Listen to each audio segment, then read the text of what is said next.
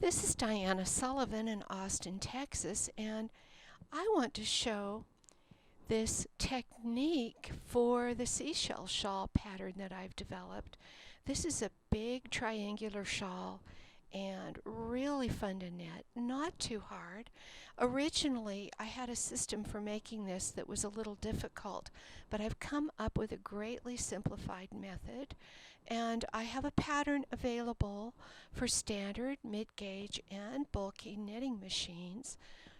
The three sets of numbers, of course, are completely different, and I've got a way to show you how to do this in a reasonably brief video.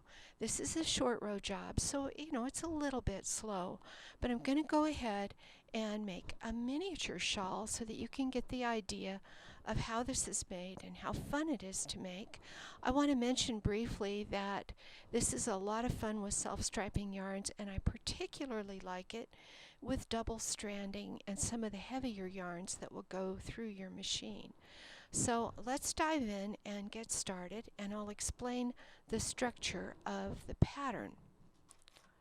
First of all, my patterns come with a diagram, and the diagram looks like this. So what we're looking at here is a group of seashells, and I go over the order in which to make them. Now this is made diagonally, and it is too big to fit on your knitting machine all at once. So what I have you do is make this row, and then you have to move it with a garter bar or some scrap yarn. And after you move it, you can make this row, and then you have to move it again, and you should be able to make 3 or 4 rows, and then finally you have to move it a little bit to get the last couple of rows in. So you do have to move it a few times, but it's not too complicated, and it's easily done with a garter bar, and a little slow, but easily done with scrap knitting. I'm going to simplify this for today's video and make a miniature shawl in a plain light color so you can see the technique, and you'll have all the information you need to work from the bigger pattern and make a bigger shawl. Now I want to show you that diagram. So here's my little bitty shawl. My little bitty shawl is a lot less seashells. Now, different machines make different numbers of seashells, but I'm going to demonstrate this on the bulky so it's easy for you to see. And I'm going to start with one seashell at the center bottom, and then work these 3.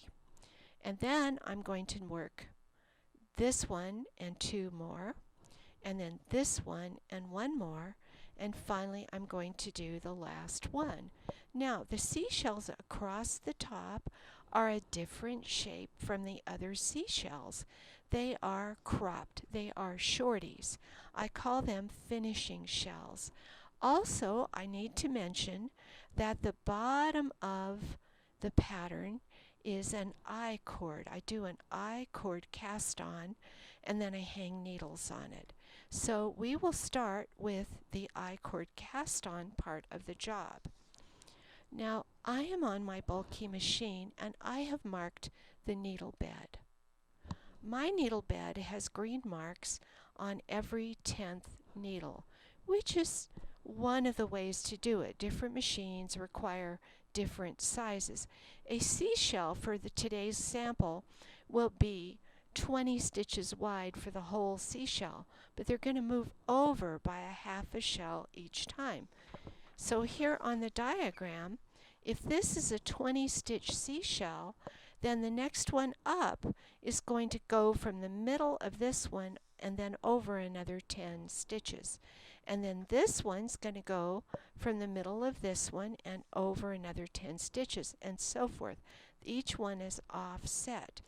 And because I do them in diagonals, it's fairly straightforward to see what each one is like, because you've got what you do at the bottom, and then you move over and do this kind, and then you finish with that kind, always working on a diagonal from left to right.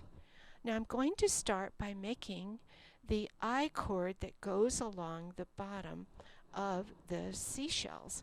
And when you figure out I cord to go along the bottom of anything, it's kind of a fun way to cast on. What you need to do is figure out how many rows of I cord. Well, each half seashell is 10 stitches, so I've got 10, 20, 30, 40, 50, 60, 70, 80 half seashells here. This is a whole one, but as far as the bottom edge, so I'm going to need twice that many plus a little extra for luck. So twice that many rows is 160 rows, and I want a little extra for luck. I'm putting my row counter on 0, 0, 0.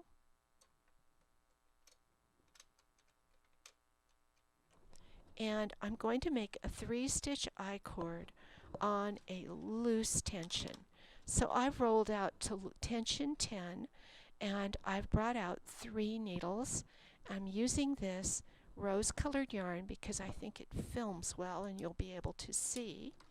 So I go across those 3 needles, and I have 2 open loops here and a dangling end. So to help with the dangling end, I'm putting a clothespin there. And to help with the 2 loops, I'm putting a claw weight there. Then I'm bringing out these 2 in between needles and knitting back to the right. Now I'm going to change my carriage setting. My carriage is set to knit in both directions, but I'm finding my left part button right here and I'm pushing it in. Now it's going to slip to the left and knit to the right. So when I go across, it slips. It just lays a piece of yarn in front of the stitches. So see, that did not knit. But when I go to the right, it knits. And this is a very simple thing that most machine knitters do all the time. They make this I cord, and I've been told that I stands for idiot because it's easy. This is just like if you were ever a kid with a spool with 4 pins in the top and you picked it off and made cords. This is exactly what you're going to get. Slip to the left, knit to the right. After I get a little bit on it, I want to hang a weight. So I'm putting a weight on.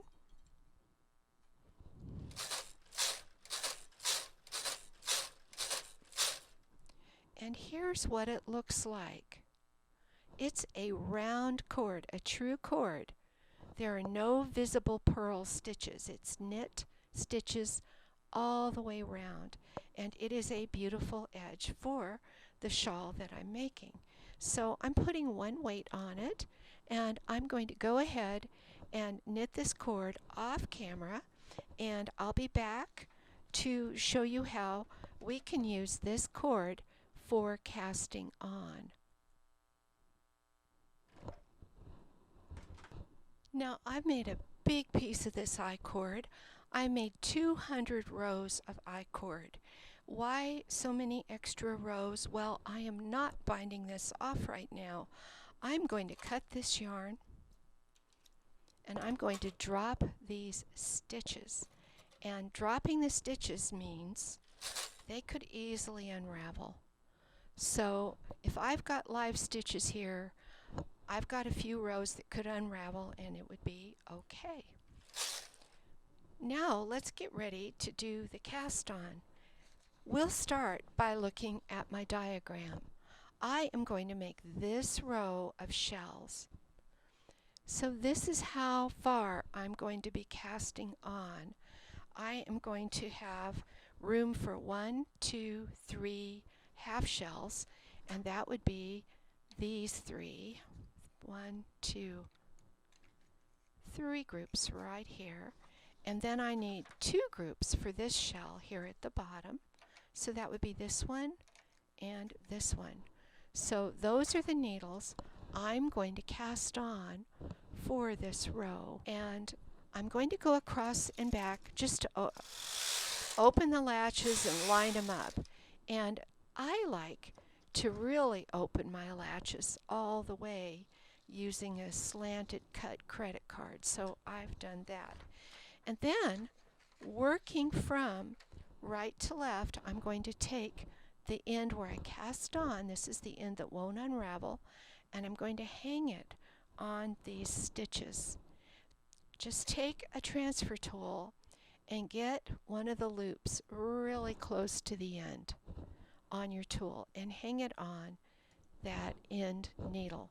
And then sticking to the same line running down the I-cord, pick up the loops and just hang them on the needles.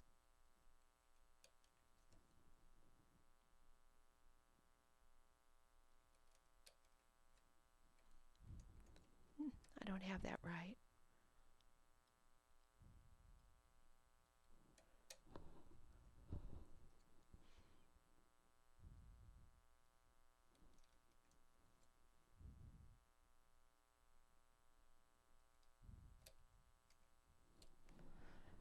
I'm going to hang those on and be right back. I have the I-cord hung on all those needles, and look, I have a piece left over, which is what I want. And this is the end of the I-cord that can be unraveled. So I'm just going to let that dangle. I am going to take my carriage at a little tighter tension than the I-cord, and I'm going to run it on over and knit all of these stitches.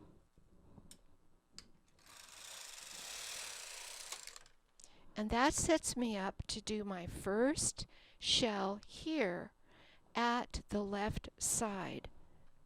The shell I'm going to do right now is this shell at the bottom center of my mini shawl. That's the one I'm going to do. And it is over 2 groups of needles. Everything else I'm not working on yet. This is a short row job, so my carriage is on short rowing. I only want to work on these 2 groups, so all the needles outside of those 2 groups are put in hold for now.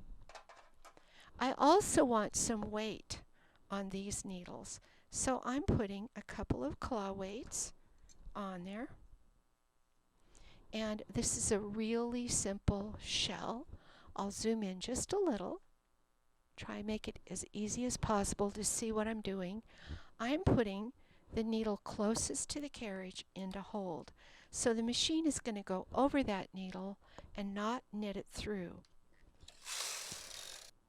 Then on the right hand side, I'm putting the needle closest to the carriage into hold, and again, when I knit across, it doesn't knit that needle, it just lays the yarn over it.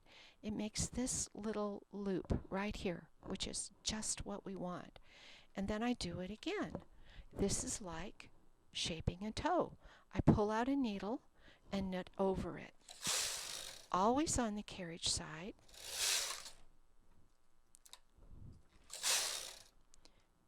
And it always goes better if, once in a while, as I make my shell, I move my weights up and in.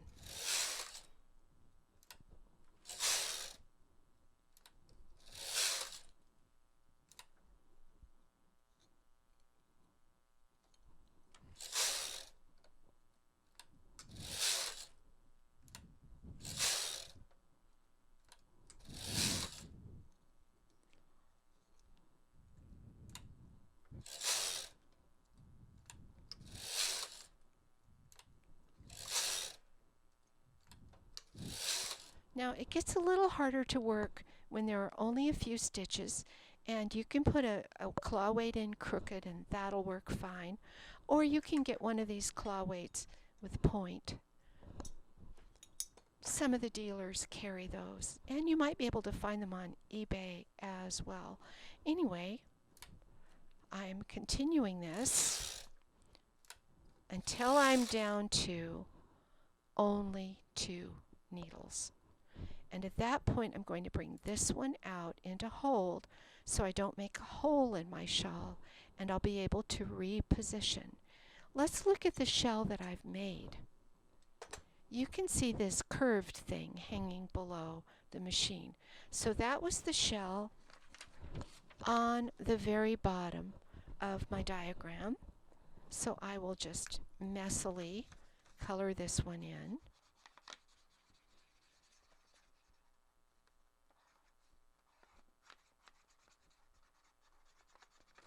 That's what I just knitted, that one. Now I'm going to knit this one. It's a half shell over from the bottom one, and I need to reposition to knit this shell. So what I look at is my marks. So I've got a mark here, a mark here, and a mark here. The shells are over two groups of needles. So I want all the stitches over to this mark and all the stitches over to that mark to make my second group of shells. And it will be helpful to put weights under this, and I knit across them all. And now I make the second shell just like I made the first shell.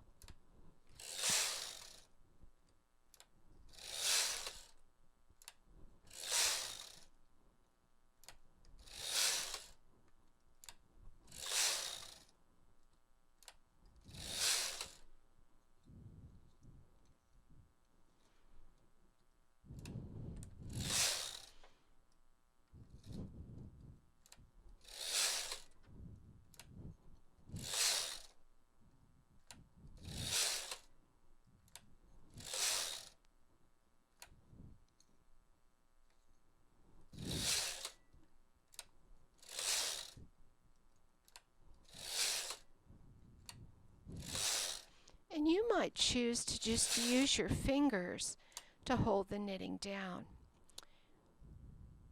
Now, whenever you're down to 2 stitches or 1 stitch, you need to think about repositioning for the next shell. My next shell is going to be here and here over those 2 groups of needles. And to get repositioned, what I need to do is bring them into work. So I put them in upper working position, which is halfway back. So here I am focused on this third shell, and I have an extra needle right here that I'm going to deal with in a moment. But I'm going to knit over to here so that I'm knitting over all the stitches in the shell, and that will reposition me to get the next shell done. So over I go. Sometimes you'll end up all set to reposition, and you won't have to deal with an extra stitch on the left side of the mark. My mark is here, and my needle number 10 is here. It's to the left of the mark. So I'm putting needle number 10 out of work before I begin this shell. Now the shell is done over only 20 stitches. It is not necessary to keep cutting your yarn. You can just keep repositioning, which means this all goes pretty quickly. So here I am knitting another shell just like the last one. And where am I on my diagram? I have just done this shell. So let me color that in a bit roughly and just point out quickly that now I'm on that shell. So I knit this shell.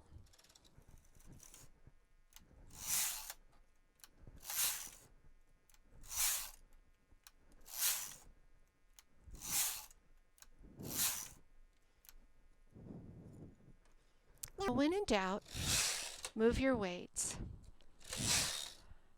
If you know your machine really well, or if in the course of knitting the shawl you're really solid about how often you have to move your weights, you can move them a little less often, but it doesn't hurt at all to just keep moving your weights as you work.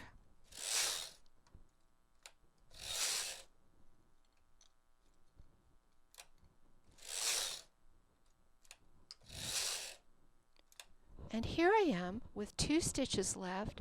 My next shell will be over these needles. So I can go ahead, put these in work and do them, but let's just have a look first at the diagram. This is the last shell in the first diagonal row. So as we look at the diagram, we have just knitted this one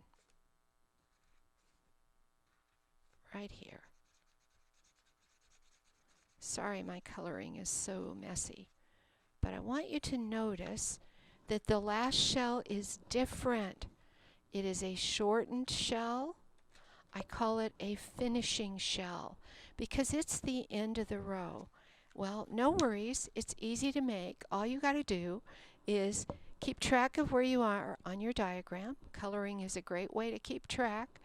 And then do a finishing shell for the last one. So how is a finishing shell done? It's simple. These stitches go into work. I knit across them. I make sure I only have my 20 stitches. I have one extra from the previous shell. And I put the weights on like always. Now for the finishing shell, I bring out needles on both ends at the same time every row. So needles on both ends and knit across. And it goes really fast. Needles on both ends.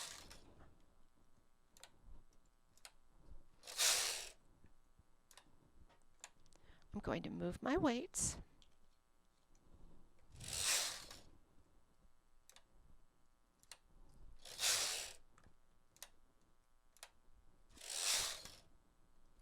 And I just do this until I'm down to 6 needles. And then I'm ready to finish the finishing shell. I'm going to bring one more needle out just to automatically wrap my yarn. You don't want the yarn when you're short rowing. Let me undo that so I can explain why. You don't want the yarn to turn around here. That will make a hole, but if you bring this needle out, you won't have a hole. And what you want to do is knit all the way to the end. So these go in upper working position, and over we go. And we are going to scrap off these stitches. But first, we're going to reposition this yarn to the far left end, get ready for making the next row of shells, and then we won't have to cut the yarn and hide so many ends. So how am I going to reposition? Well, I'm going to knit all the stitches. So I'm going to either change my carriage setting so it knits everything by sliding that over to in, or there's another way to do it. I can also push these needles back halfway. So that way I'm going to knit all the way to the far side. But that's not all I'm going to do. I'm thinking ahead, and I know I have just knitted this one.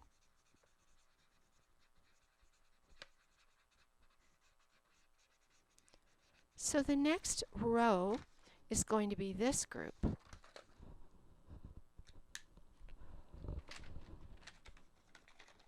I'm getting another color. I've got a pink. And the first shell I'm going to make is this shell. Now there's something special about it. It is sticking out beyond what I've cast on. So I have to cast on a half shell worth of stitches. So when I get over there, I can make that shell.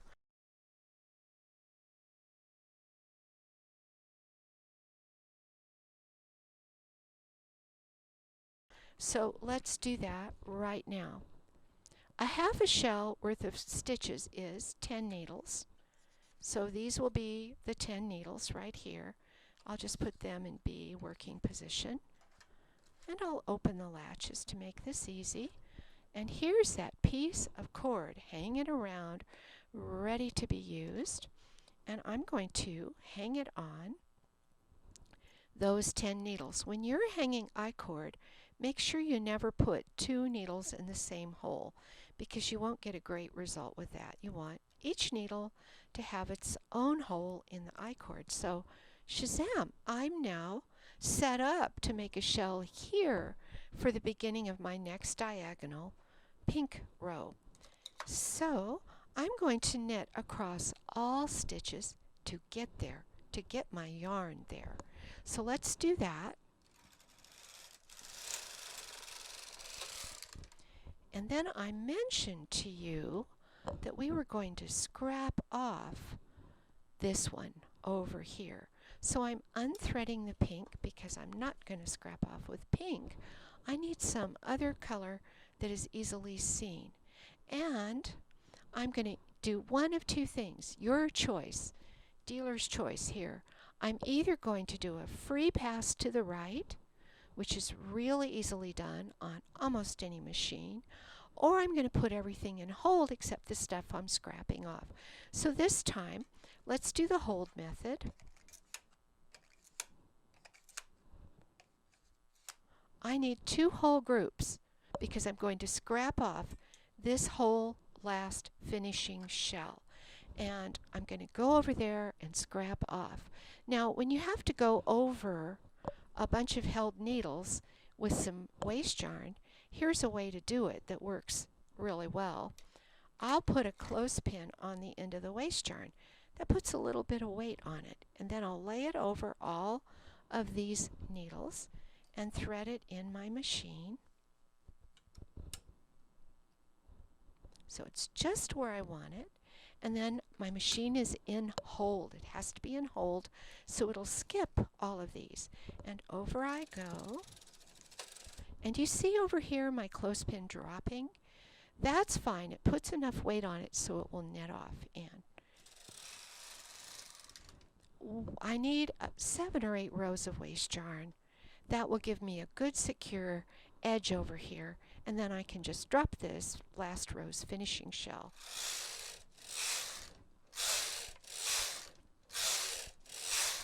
So plenty of waist knitting there.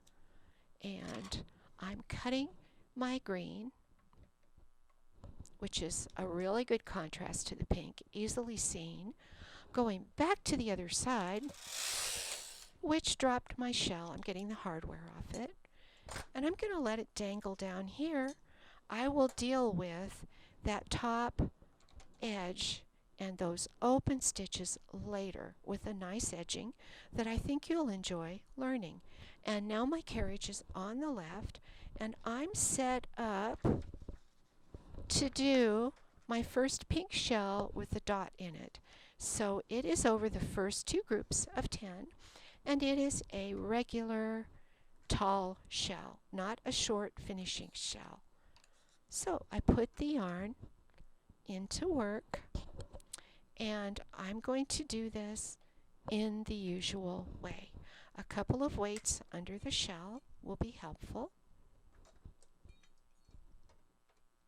And on the carriage side, every row, bring a needle into hold. I'm rethreading my carriage with the pink yarn and making the shell.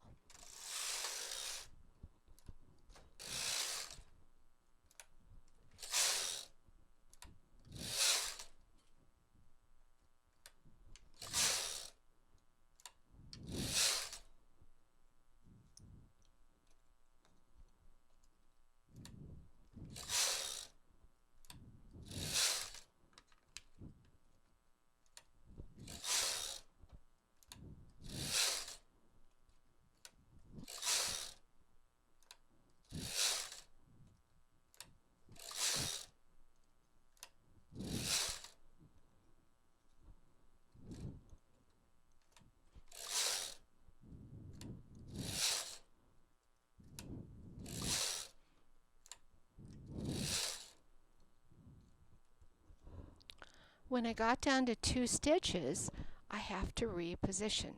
So I am going to bring this needle out so I don't get a hole. My mark on my needle bed is right here.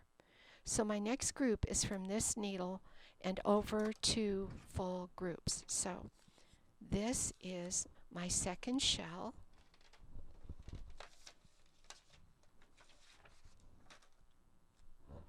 So the pink shell here, first one in the row, is done.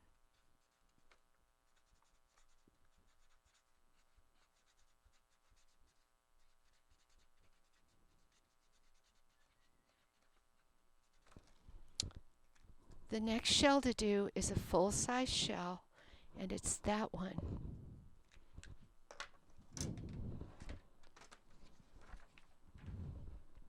And it's done in the usual way. I'm going to reposition, put some weights on it, short row.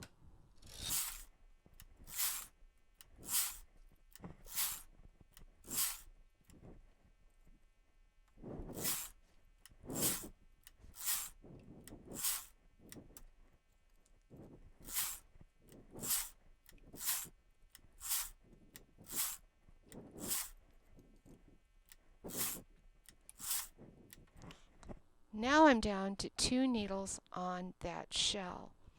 And so my next shell is going to be over the next 2 groups to the right. And I'll just get repositioned. And even though I still have 2 needles left, I want to reposition. I don't wait another couple rows to do it. Once I'm down to either 1 or 2 and my carriage is on the left, then I reposition. And once I reposition, I have a look at my mark and make sure I just have my 20 needles, or whatever your number is for your gauge, and those are the ones going in this next shell. Now, as you've been following along, you probably already realized that my next shell is going to be a finishing shell. So I did this pink one. This will be the finishing shell for this row. So let's put that in the usual way, short rowing on both ends each row.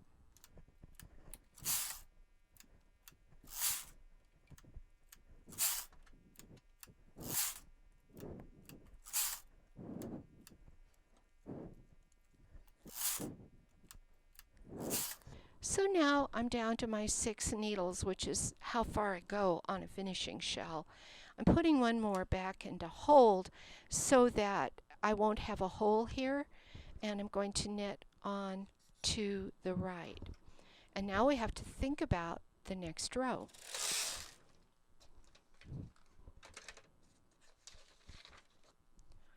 So that did this finishing shell.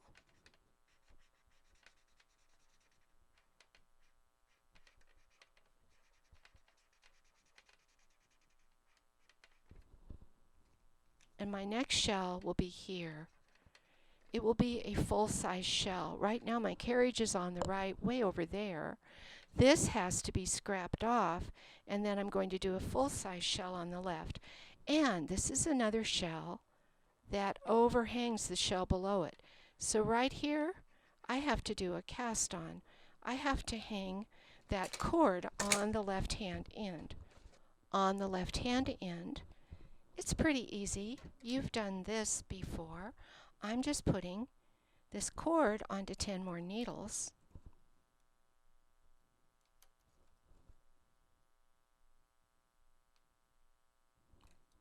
And there's not much counting if you've marked your needle bed. You look at it and you know. So there's my 10 more needles. And I need to reposition. I need to get all the way to the left. And I need to knit through every stitch. Now, it's not just to reposition. It's to have a nice, clean knit off on these stitches, which have a lot of loops on them because they were short rowed. And look, if you look down, you can see the shawl starting to come together and look a little bit like a shawl. So that's exciting. Anyway, I'm knitting to the left over every needle. And I had told you earlier that you could do a free pass and then scrap off the right hand needles. So let's do it that way this time. What I'm going to do is unthread the machine and just park the yarn under the end of the needle bed. So the yarn's just sitting there doing nothing. And I'm going to move the carriage from left to right and not disturb anything. Well, if you've got a studio machine, they often lift right up over the bed and skim over the top. But the brother one will skim over the top too. Just push in the right part button if you want to slip across to the right, or push in both part buttons, it'll slip across. Either one works, and over I go, leaving all the knitting undisturbed. I'm focused on this right hand end, and this is that last finishing shell I need to get off. This was the first one I took off, this will be the second. So it's going to go on scrap yarn, and I'm canceling part because I did a free pass. I'm still in hold, and I'm putting everything but that shell in hold. So these needles are in hold. These needles are going to knit with my beautiful pea green yarn. And it's very helpful when you're just scrapping off some to put a weight here on this left edge. That'll pull down, make it easier for the machine to knit those.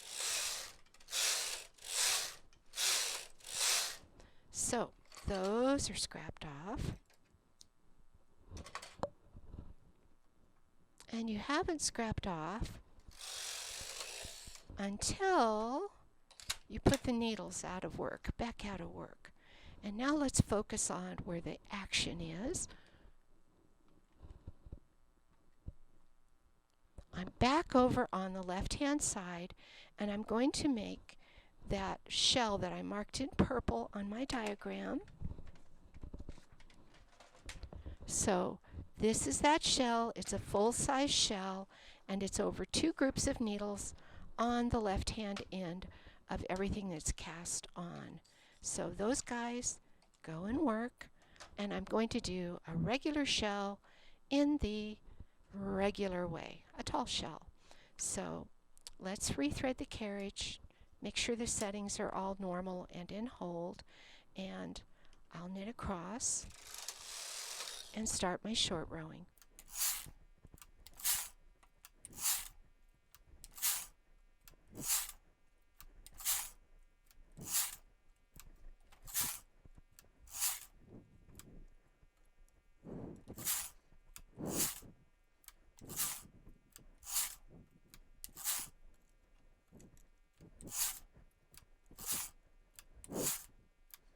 Now the rule is once I'm down to 2, reposition. So I only have these 2 groups of needles here, and I'm going to knit to the right to knit those and be ready to make that last shell. So where am I on my diagram? I hope you're all being patient with me doing this messy coloring on my diagram every time.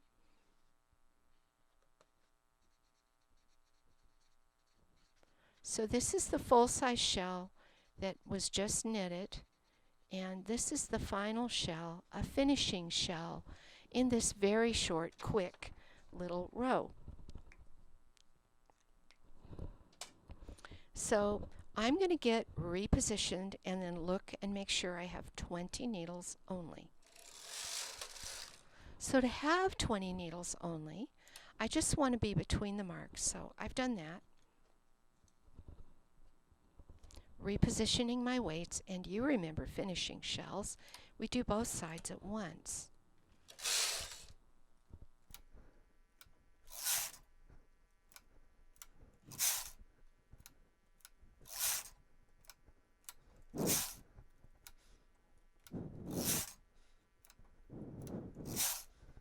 When I get down to 6, again, I'm going to pull a needle just to keep it from having a hole and knit to the end, which will get my yarn on the right-hand side. And then I have to prepare for the next row again. So let's look at the diagram. This is the one I just did.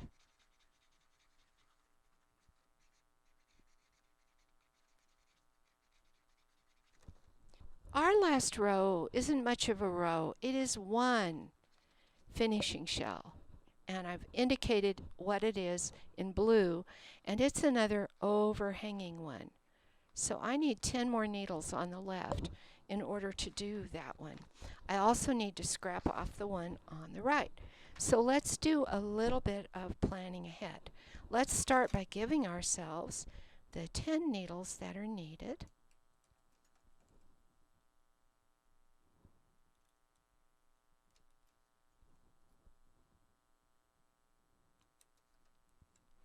There's a little stub here of this I-cord that I'll unravel later. It'll all be good. And once again, I'm going to knit all the needles. That gives me a nice clean row in between shells with no extra loops. Now I have to do another scrap off on the right, and so I'm going to unthread, do a free pass with just one part button, cancel the part button, put the needles that I need for that last shell in hold so I don't disturb them, and I'm going to scrap off these.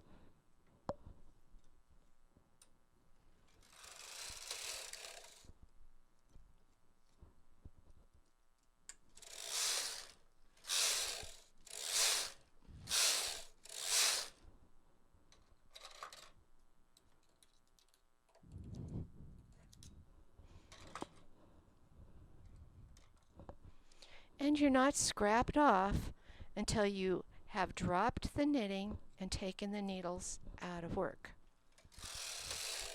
So I've scrapped off, gone to the left, gotten those needles out of work. Look what we have here. We have 3 scrapped off triangles along the top, and we have our little triangular shawl happening with just one finishing shell to go. So let's focus on that last finishing shell and get it done. Glancing at the diagram again briefly, it's this one, little shorty shell. I'm threading my carriage, and I'm going to knit across everything before I do my shaping. I'm set in hold. It's a finishing shell. It's a shorty. So I'm doing both ends.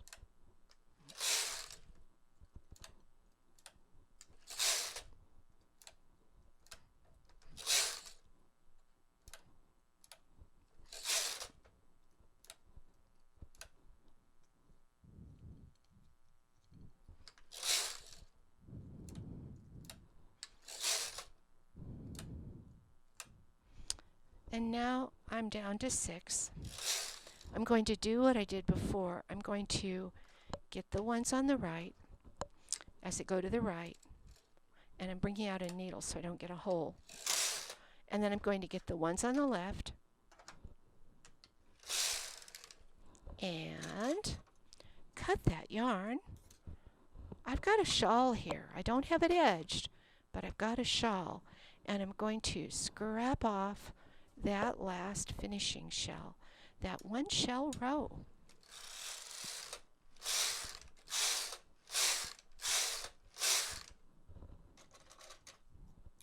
Take it off the machine and look at it. I have hung it on the gate pegs just by the waist yarn so that you could get an idea what you've made so far. At this point, it's a little miniature shawl, and it really does look like a shawl. This little stubby thing will have to be unraveled later. And what we need to do now is the top edging. Now, this is a remarkable top edging that I don't think I've ever taught on YouTube before. So I think you'll really find lots of uses for it. I used it extensively in my shawl book. Now, the link to this pattern is going to be in the description, and the link to purchase the shawl book will also be in the description. The shawl book does not have this shawl in it. This is a newer shawl since then. Now, what I'm doing is a 7-stitch I-cord. It is a rather nifty Japanese technique that I came across, and it's actually 8 stitches in a genuine circle, a genuine tubular knitting done on a single bed. Now I have brought out every other needle for 4 needles pretty much in the middle of the bed, but you can do it anywhere on the bed. And I'm still on the shawl tension. I'm putting my rose-colored yarn in the machine and knitting across. And what that did was it hung the yarn on each of those needles. Then I'm going to put a clothespin on just to give this a little weight for now. I'm also going to put a claw weight on to hold those loops down while I do the next step. The next step is to bring out the 3 in between needles and knit from left to right. And now I have 7 needles cast on with a bottom that will gather up. And I'm going to change my carriage setting for I-cord by putting in my left part button. And it could be either part button, but I'm just in the habit of doing the left part button. And I'm going to take this edge of my shawl and I'm going to do a sew as you go I-cord along this edge. It's easy. I grab a transfer tool, I snag that first stitch that is in between these waist knitting stitches and hang it on the leftmost needle, and then I knit across and I knit back, and I use that word knit inaccurately because what I'm doing is my carriage is slipping to the left and knitting to the right. So slip to the left and knit to the right. And each 2 passes of the carriage, I hang another loop on the leftmost needle.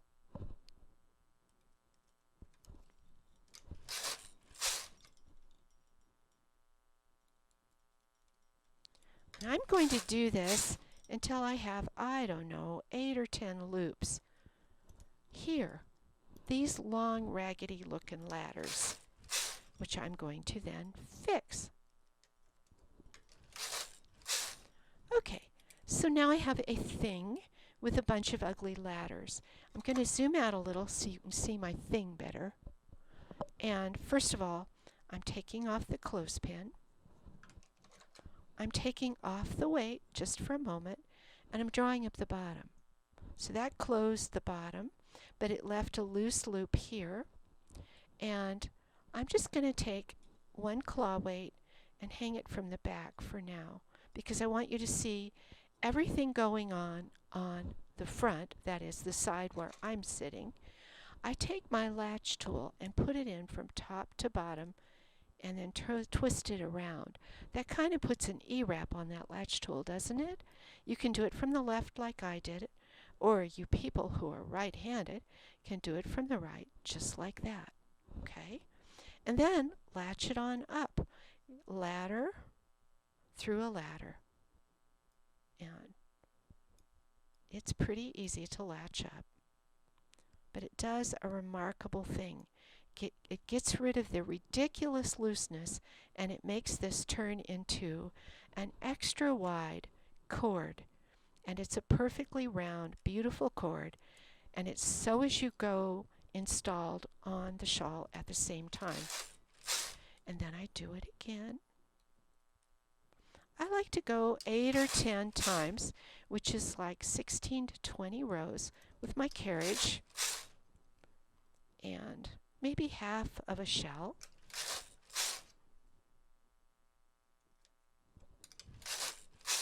Then after I do a few rows like that, then I'm going to pick up more ladders. Good thing that's washable marker. I see orange on my finger. Okay. So I am going to keep doing that. Use the same cord and do it on every loop on this shell, every loop on this shell, every loop on this shell. And to avoid boring you all to pieces, I will do this and come back. So when I come back, I will be close to getting this I-cord finished. I have installed the cord along almost the whole length of the shawl top edge, and I have just a few more stitches to pick up and knit I-cord across.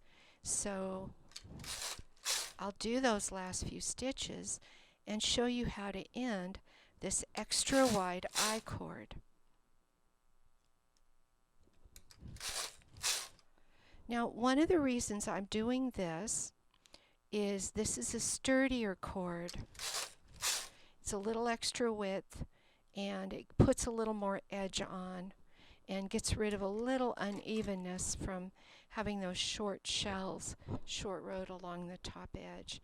So here I am latching up the last few ladders, and that's my last ladder.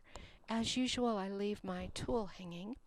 Now this time I'm cutting the yarn and I'm going to sew off the stitches. So I've got myself a purple needle. I'm threading the yarn in the purple needle. And the first stitch I'm going to sew off is the one on this latch tool. So I'm lifting my latch tool up, putting the purple needle in it, and getting the latch tool off. So I've sewn off there, and now I want to sew off all the rest of these loops. So I put them in hold, and one by one I'm putting my needle in the loop and popping the loop onto the needle. Whenever you see that sew off direction in machine knitting, this is typically what you do. Everything's now on the needle, and I pull the yarn on through and give it a firm tug. And that puts the last of my edging along the top of the shawl. I have just a few more things to show you, but first I'm going to unravel all these bits of waste yarn, and then I'll show you how the ends are finished off. Here's the beginning of the cast on, and here is the beginning of the wide top edging. And all I'm going to do to fix that up is sew these together. So I'm just running along these top stitches, grabbing something or other and sewing them together.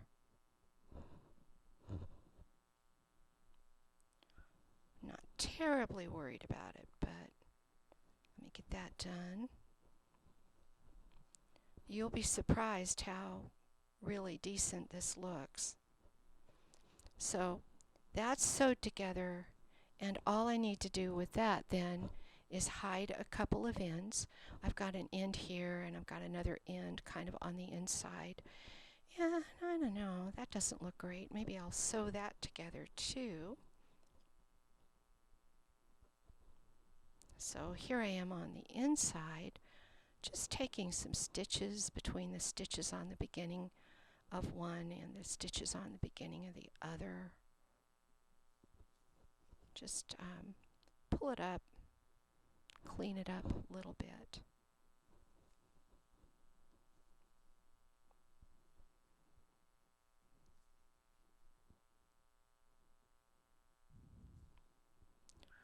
Okay, that looks pretty good there, so I'll just have some ends to hide, and that finishes one end of the wingspan of the shawl, just like that. And then the other end is different. The other end, I didn't get the waste yarn off yet because I wanted to show you that it just unravels. You don't need ravel cord with waste yarn at the end of a piece. So the waste yarn is off, and then you have the stub. These were the extra rows I had you do of the beginning I-cord, and all you do is unravel them. Get down pretty close to the beginning here. That's a good spot right there. Just a little bit of extra yarn here. So I've cut this yarn, and I'm going to use this yarn to sew through each of these stitches. So here I am going through this one. Oops, you are popping out. And this one, and this one, and this one, and that one, and that's the whole bunch of them, okay? And then I'm just going to sew this to this on this end. Now I'm going to hide those ends I talked about, and I'm going to give it a light steaming and come back and let you have a really good look at it. Here is the whole miniature shawl laid out on my knitting machine, and I'd like you to notice that this is a complete cord joined on both sides, and that made the top, and then here's what the bottom edging looks like. It looks really great.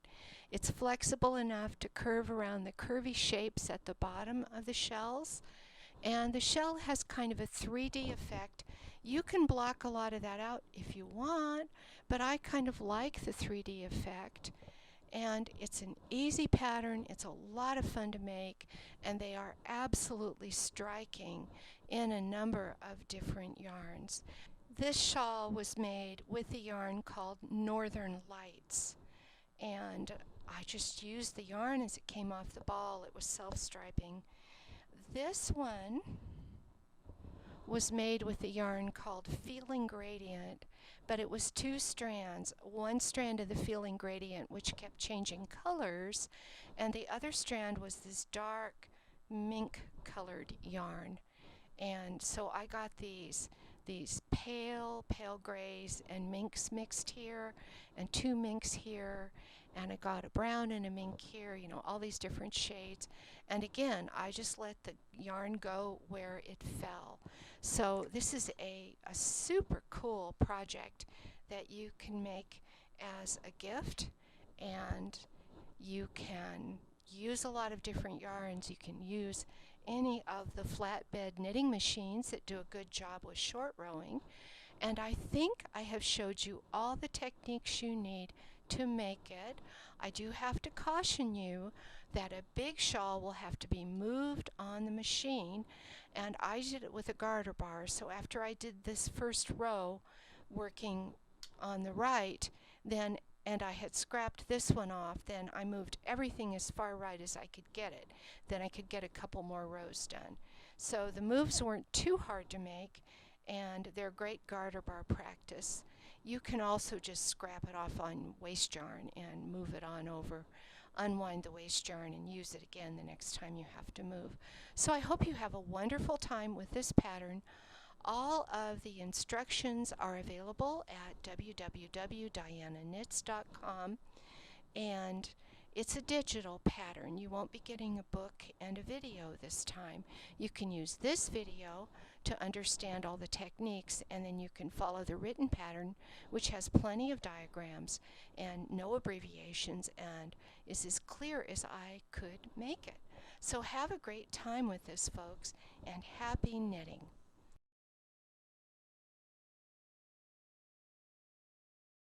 Now my carriage is at the far left, and I've pushed it out of the way, and all the needles need to come out and be fully extended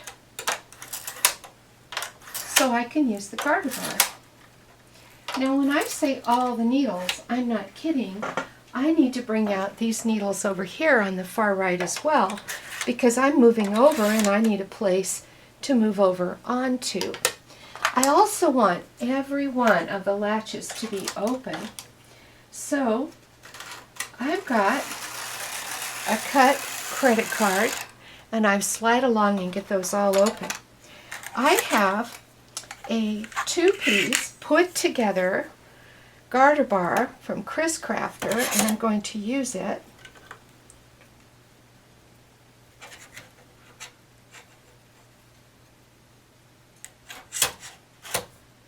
So I'm putting the stopper in place. I have to bring the knitting out a little bit.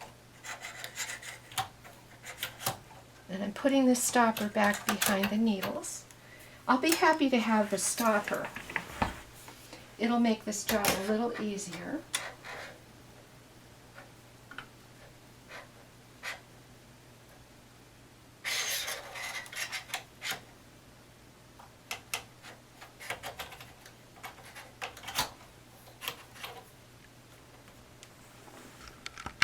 My stoppers aren't adjusted, so I'm fixing that. I'm loosening these screws on the top.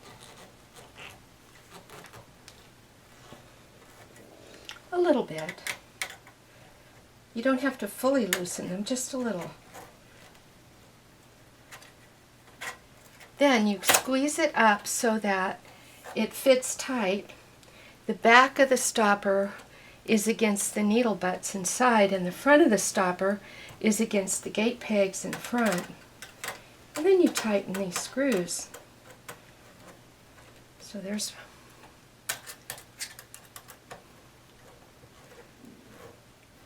most of the time I only use half a garter bar, but this is one of those situations where I need the whole thing.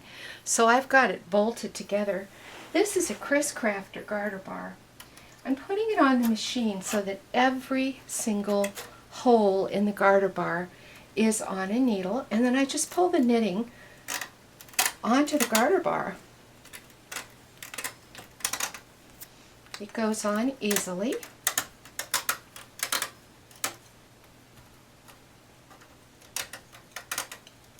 You do not have to do this job with garter bar.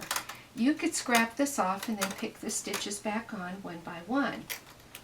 But it's a great job for a garter bar. When all the stitches are on the garter bar, I push it back toward the bed just a little. We're talking, oh gosh, less than a ½ inch. All I'm doing is opening the latches. Then I pick it up, walk it over to the right, and line up that rightmost opening with that rightmost hook. I have now moved my knitting all the way over to the right, and now all I have to do is hold the garter bar and slide all the knitting back on the needle, which is even easier than getting it off was. Now please notice that I have weights all along this knitting. Weights are helpful for using a garter bar. There we go. So all the stitches are back on all the needles. Remove the bar, remove the stoppers, push the knitting back against the needle bed, and you are ready to do the second row of shells.